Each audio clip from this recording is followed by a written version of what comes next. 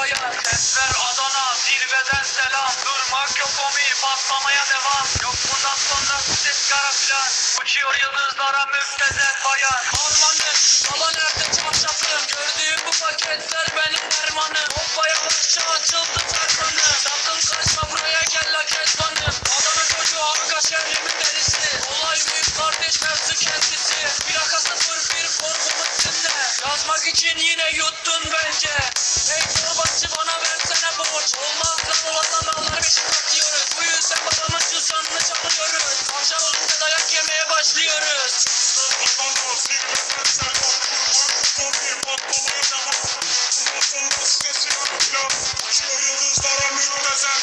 Ben yazınca mı gol neşemiz yerinde. Siz ayrı tripte bense düşüşte. Alüs görüyorum ben bu sahnede. Kaç paket sigara bitti lan o kahvelerde. Kapıyı açmayınca dönmüyor geri. Tribe sokma beni. Gidin heyecan abinize selam söyleyin. Tahtını sikiyorum ben de böyleyim. Demiş Adana merkezin sözleri çalıntı.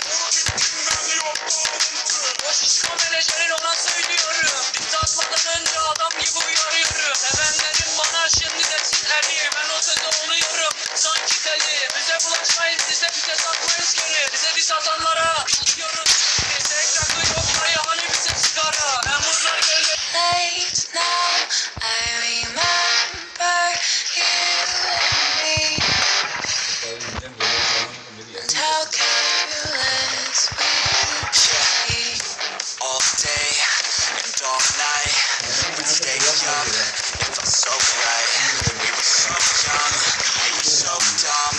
We would get drunk and hook up. We were okay, we were alright. Staying awake till the sunrise. We were in love, couldn't stop us. Like a good drunk, never run. We were fucking my car, driving so far.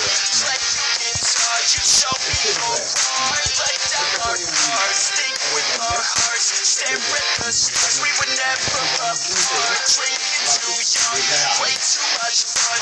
Out in the sun, no big when it's gone. Too far, dance to our song, dance all night till the lights come on.